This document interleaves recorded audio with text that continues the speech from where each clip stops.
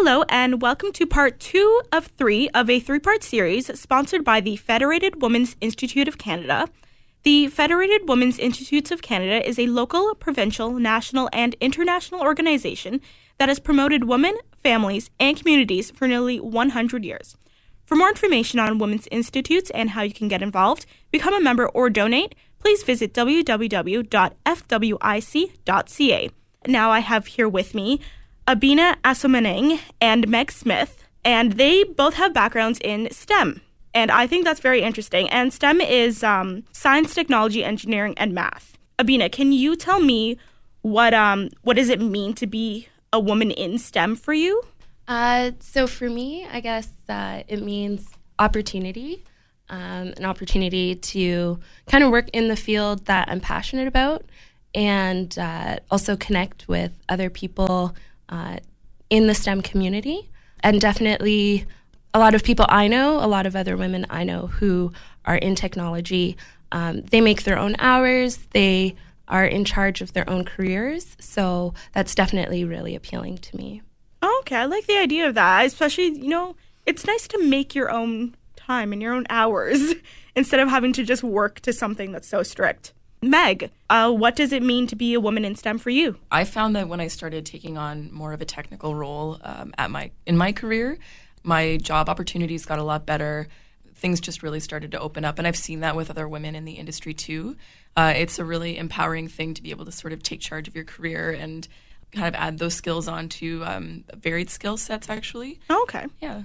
Do you find that there's anything specifically about being STEM in Hamilton and being involved there or anything? Yeah. So I went to school in Toronto. Okay. And after school, I found it was really challenging to develop a sense of place and community. And I definitely find those things in Hamilton. There's a lot of support, and people want to see you succeed. People want to see you give back to Hamilton. Obviously, is a changing and evolving city. So I think that's kind of unique being in STEM in this city. Oh, okay. It is good to have that, especially Hamilton. It's not necessarily the biggest city, but it's good to have a kind of base for that here as well, especially because Toronto's so close and things like that. Oh, okay. Meg, do you find anything with STEM in Hamilton as well? Again, we have a really awesome community here. We've had a lot of great connections with people. Kevin Brown with Software Hamilton has been very good to us. The freelancers meetup with Brian Hogg.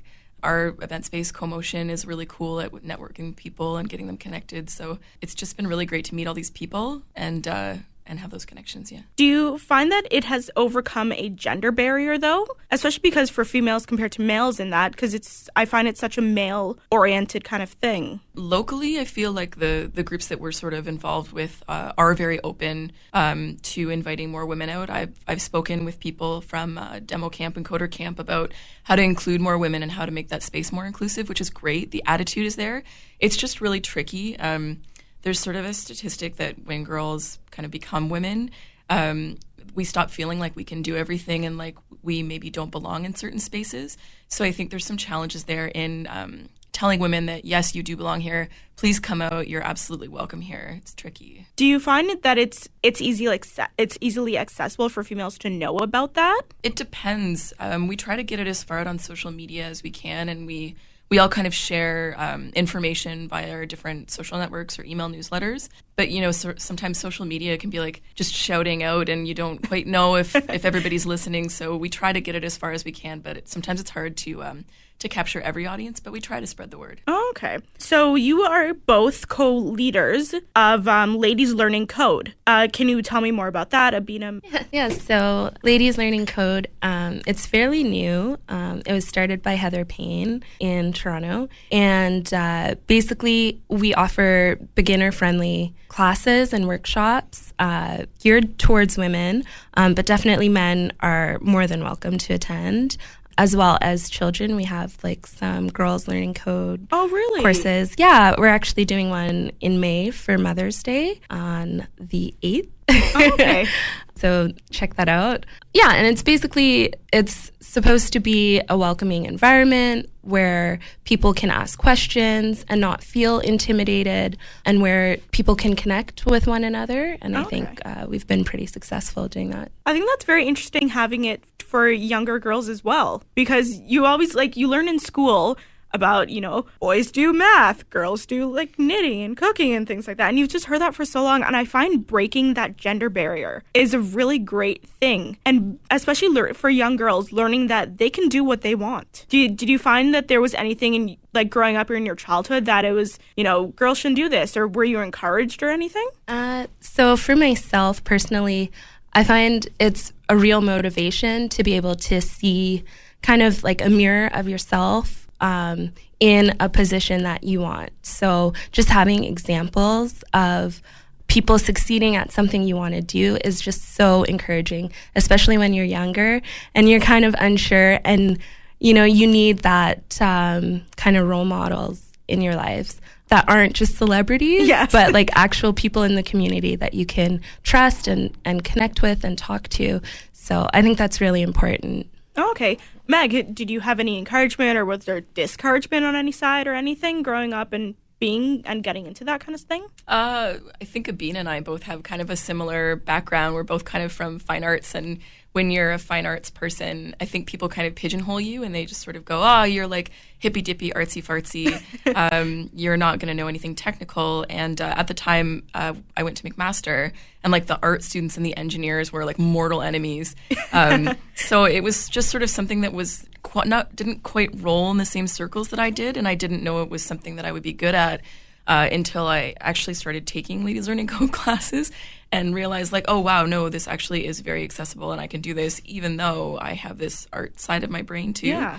And that's something that we see a lot with the girls and the women. We have even middle-aged women who have already established their careers and, don't know how to program a VCR or a DVD player. And they come in and they're like, wow, I just made a website. This is amazing. That's actually incredible, especially you have that. I feel like there's such a conflict having the creative side of your brain and the mathematical kind of technical side to it. And especially coming from an arts background. Abina, you came from an arts background as well, correct? Yes. Can you tell me about that a little bit? Yeah, so I went to OCAD and I studied painting.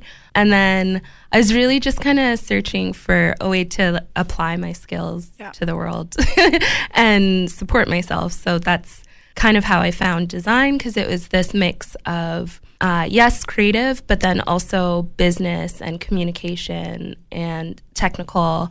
So yeah, that's kind of how I came about it. And it says you own your own retail collection of fabric designs? Yeah. How do you go? How do you go from that kind of mathematical side and creative side? How do you mix those two? Well, I think a lot of it is problem solving, regardless of whether it's creative or technical. It's, you have a challenge and you have to figure out ways to find a solution within certain parameters. So I think that's kind of the thing that bridges a lot of creative people who are also technical.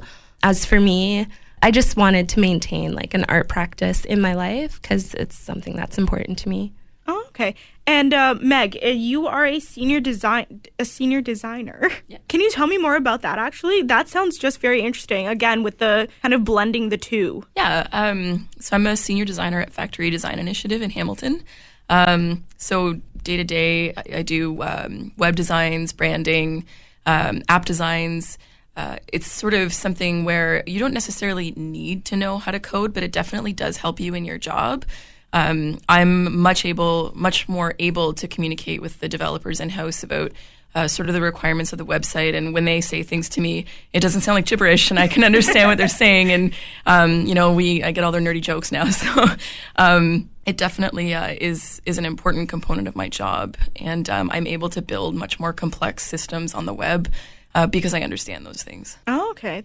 I like that. Okay, so the Federated Women's Institutes of Canada, they have WI groups worldwide, and they want to especially support women communities. How do you feel about the importance, though, of creating those support groups and things like that within a community, especially a local community of Hamilton? Yeah, I think it's something that's definitely necessary.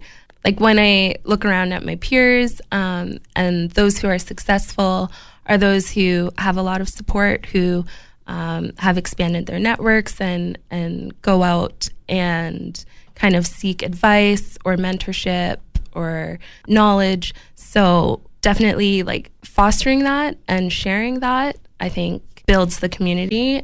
Okay, so Meg, how do you feel though about having it as a local support system? To hop in on what Abina was saying, I feel like, and we see this a lot in our group too, women really thrive when they have a good network and they seek out mentors. And even within our own sort of group, hearing other people's stories and how they kind of came to learn the skills that they have or got to where they are, it's so inspiring. We have a really varied group of women from different backgrounds. And just to kind of hear about how they made it is really inspiring to us and keeps us motivated. And I think it keeps the entire group motivated. And I just feel like those collaborative sort of encouraging spaces are so crucial to getting women in the STEM fields and like feeling like they have a place. It's awesome. And definitely locally, like Hamilton is kind of expanding with the tech field. Like IBM just moved into the Stelco Towers. There's like huge jobs that are going to be available in the future. And like, we definitely want to make sure that 50% of those jobs are women. Absolutely. That's very interesting. I absolutely agree that it's good to have that local support system and just make it known. Well, thank you very much for both being here. This was part 2 of 3 of the 3-part series sponsored by the Federated Women's Institute of Canada. Please make sure and listen for the 3rd part as well. And if you would like some more information, please visit www.fwic.ca, Federated Women's Institutes of Canada. Woman inspired.